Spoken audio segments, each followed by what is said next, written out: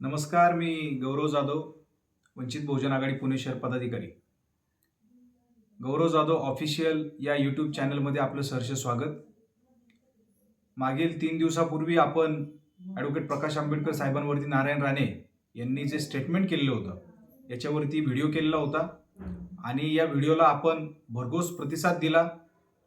3 दिवसामध्ये 10,000 व्ह्यूज याचे गेल्यामुळे आपण पुन्हा एकदा या यूट्यूब चॅनलवरती आज हा ईव्हीएमचा विषय घेऊन येत आहोत. आपल्या सर्वांचं मी सर्वप्रथम मनापासून आभार व्यक्त करतो की फार कमी कालावधीमध्ये यूट्यूबला मी नवीन असताना आपल्या सर्वांना हा व्हिडिओ आवडला आणि आपण सर्वांनी तो शेअर केला, पाहिला आणि 10,000 व्ह्यूज त्याला आले.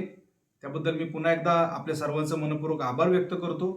तसेच आपण या चॅनलला नवीन असाल तर कृपया आपण या चॅनलला सबस्क्राईब करा, लाईक करा, कमेंट करा आणि शेअर करायला मात्र विसरू नका.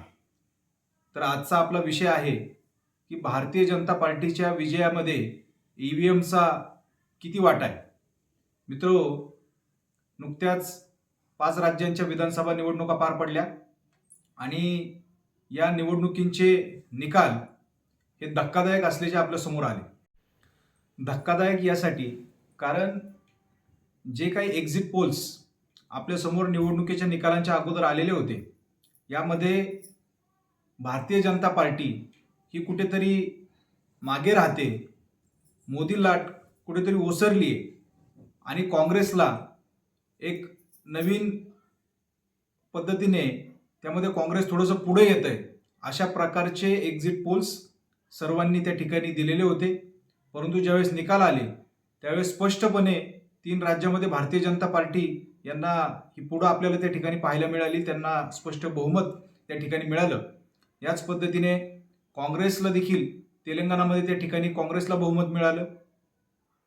दोन्ही पार्टीचं या ठिकाणी अभिनंदन, कारण जो काही निकाल आलेला आहे, आपण लोकशाहीवादी आहोत, घटनेला मानणारे आहोत आणि त्यामुळे जे काही रिझल्ट्स सामोरे आलेले आहेत ते आपल्याला स्वीकारणं गरजेचं आहे आणि त्यामुळे हे रिझल्ट स्वीकारून सर्वांनी आपण पुढे जायचं.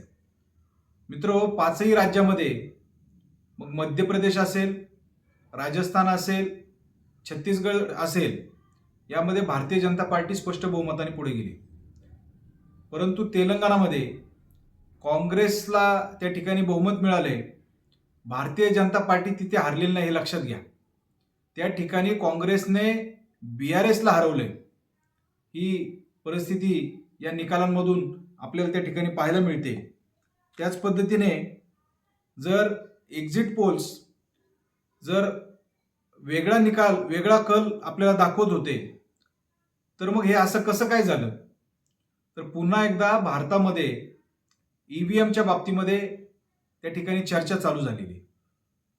मित्रो, ईव्हीएम ही सर्वप्रथम काँग्रेसने वापरायला चालू केली. 2004 पासून ईव्हीएमचा वापर चालू झाला.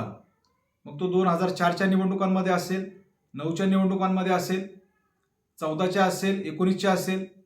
2004 आणि 19ला काँग्रेसने ईव्हीएम त्या ठिकाणी ईव्हीएमच्या माध्यमातून निवडणुका झाल्या आणि काँग्रेस केंद्रामध्ये सत्तेवरती आली. त्याच पद्धतीने 2014 साली नरेंद्र मोदीजी, भारताचे पंतप्रधान, यांचा चेहरा पुढे करून भारतीय जनता पार्टीने निवडणुका ईव्हीएमच्या माध्यमातून घेतल्या आणि त्या ठिकाणी भारतीय जनता पार्टी ही सत्तेवरती आली. 14 ते 19 मध्ये ईव्हीएमवरती बरीच टीका झाली. भारतीय जनता पार्टी ही ईव्हीएमच्या माध्यमातून सत्तेवरती बसली आहे अशी टीका भारत देशामध्ये झाली. काँग्रेस याला प्रखरपणे विरोध करत नाही. त्याचं कारण असं की सुरुवातीला 4 आणि 9 मध्ये स्वतः काँग्रेस ही ईव्हीएमच्या माध्यमातूनच त्या ठिकाणी निवडणुकीला सामोरे गेली आणि केंद्रामध्ये सत्तेवरती आली. मित्रो, आपण जर का पाहिलं तर भारतभर एक वर्ग असा आहे की ज्याला ईव्हीएमच्या बाबत मनामध्ये संदिग्धता आहे, कालचे जे काही निकाल आपल्या हाती आलेले आहेत याच्या माध्यमातून सुद्धा पुन्हा एकदा हा प्रश्न ऐरणीवरती आलाय. ईव्हीएमच्या बाबतीमध्ये पुन्हा एकदा शंका किंवा त्याच्या बाबतीत एक चर्चा भारतभर सुरू झालेली आहे. आणि म्हणून खरंच ईव्हीएम हॅक करणं शक्य आहे का, हा प्रश्न पुन्हा एकदा ऐरणीवरती आला. इलेक्ट्रॉनिक वोटिंग मशीनच्या माध्यमातून, म्हणजे ही सुद्धा एक इलेक्ट्रॉनिक वस्तू आहे आणि इलेक्ट्रॉनिक वस्तू ही मॅनिप्युलेट करता येऊ शकते, असे स्वतः वंचित बहुजन आघाडीचे राष्ट्रीय अध्यक्ष सन्माननीय बाळासाहेब आंबेडकर यांनी मागे देखील त्या ठिकाणी सांगितलेलं होतं. आदरणीय बाळासाहेब आंबेडकर हे सुद्धा सांगतात की ज्यावेळी काँग्रेसने सर्वप्रथम 2004ला ईव्हीएमचा वापर केला त्यावेळी स्वतः ते निवडणुकीला उभे होते आणि ते पडले, परंतु त्यावेळी 2004ला सुद्धा त्यांनी हे स्टेटमेंट दिलेलं होतं की मी मतदारांमुळे हरलेलो नसून ईव्हीएममुळे माझा पराभव झालाय. अशा प्रकारचं स्टेटमेंट हे 2004ला आदरणीय बाळासाहेब आंबेडकरांनी दिलेलं होतं. मागील 2019च्या अगोदर सुद्धा ईव्हीएमच्या बाबतीमध्ये मोठा एक लढा त्यांनी उभा केलेला होता. त्याच्या विरोधात त्या ठिकाणी लढा उभा केलेला होता. मी स्वतः माझ्या स्थानिक भागामध्ये माझ्या कार्यकर्त्यांसह त्या ठिकाणी ईव्हीएम दहनचं एक आंदोलन आपण त्या माध्यमातून एक घेतलेलं होतं. आणि असेच बाळासाहेब आंबेडकरांनी आता एक पिटिशन सुद्धा त्या ठिकाणी दाखल केलेली आहे. कारण 2019च्या जे काही लोकसभेच्या निवडणुका झाल्या त्याच्यामध्ये झालेलं मतदान, निवडणुकीच्या दिवशी झालेलं पेटीमध्ये बंद झालेलं मतदान आणि निकालाच्या दिवशी बाहेर आलेलं मतदान याच्यामध्ये तफावत होती. बऱ्याचशा मतदारसंघांमध्ये अशा प्रकारची तफावत इलेक्शन कमिशननी जे काही रिझल्ट्स जाहीर केले त्याच्यामध्ये आढळून आली. आणि त्याच्या संदर्भात सर्वप्रथम वंचित बहुजन आघाडीचे राष्ट्रीय अध्यक्ष सन्माननीय बाळासाहेब आंबेडकर यांनी त्या ठिकाणी आवाज उठवला आणि त्यांनी कोर्टामध्ये त्या ठिकाणी पिटिशन या संदर्भात दाखल केलेली आहे. अशाच पद्धतीने लोकसभेच्या ज्या निवडणुका झाल्या त्याच्यामध्ये हे आपल्या समोर आलंच, परंतु ईव्हीएम याचा पुन्हा पुन्हा प्रश्नचिन्ह त्या ठिकाणी निर्माण होतं. आणि ईव्हीएम का हॅक केली जाऊ शकत नाही किंवा मॅनिप्युलेट केली जाऊ शकत नाही, असं प्रश्नचिन्ह पुन्हा एकदा सर्वांच्या मनामध्ये त्या ठिकाणी उपस्थित होतं.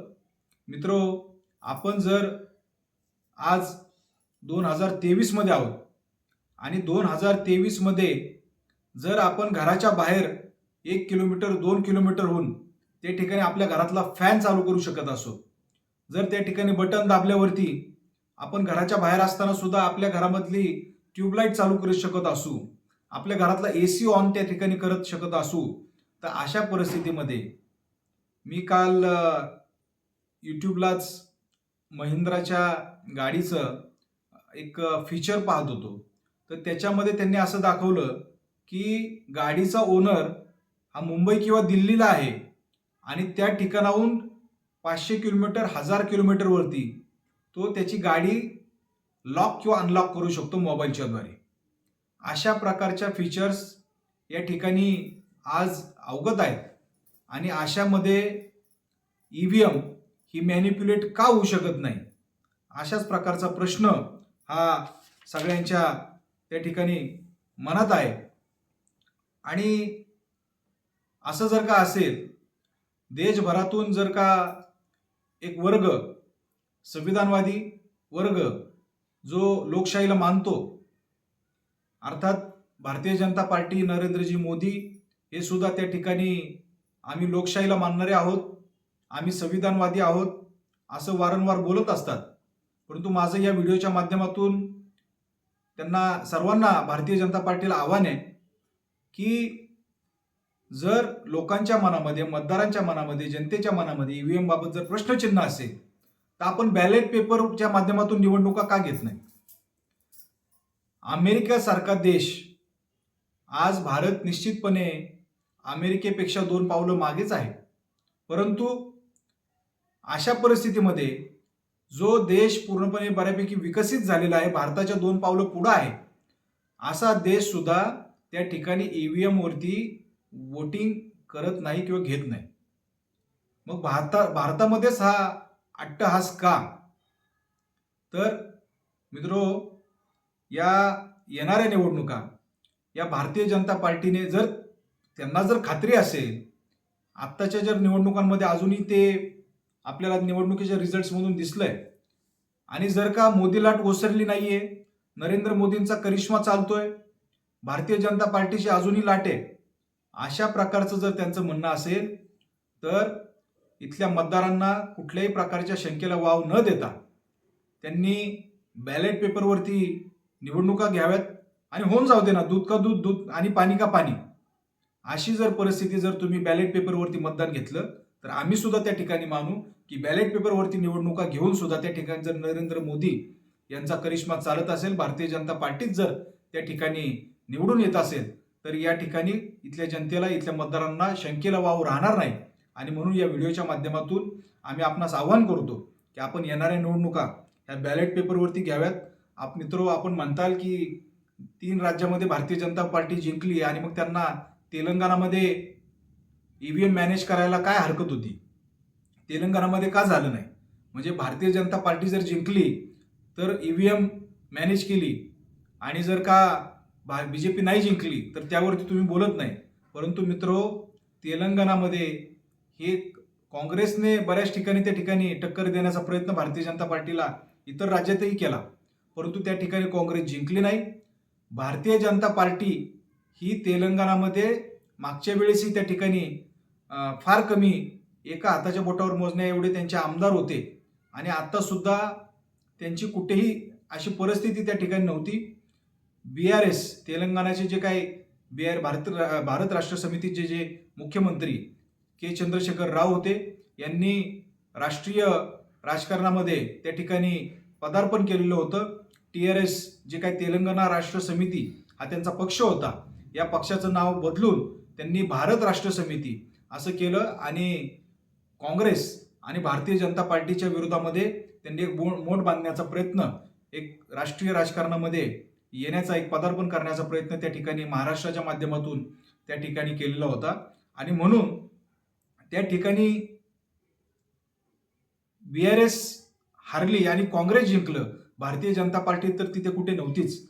आणि ही सर्व परिस्थिती आपल्या समोर आहे. त्यामुळे भारतीय जनता पार्टीचा पराभव आपण त्या ठिकाणी म्हणू शकत नाही. तो पराभव BRSचा झालेला आहे आणि काँग्रेसचा त्या ठिकाणी विजय झालेला आहे. त्यांनी देखील त्या ठिकाणी शुभेच्छा. परंतु अशा सर्व परिस्थितीमध्ये म्हणजे शंकेला कुठेही वाव त्या ठिकाणी द्यायचा नाही. सगळीच राज्यांमध्ये जर ईव्हीएमच्या माध्यमातून जर भारतीय जनता पार्टी जिंकली तर त्यांच्यावरती टीका होईल, आणि असं होऊ नये याकरता कदाचित त्या ठिकाणी काही राज्य सोडतात की काय, असं प्रश्नचिन्ह पुन्हा एकदा या माध्यमातून उपस्थित होतं.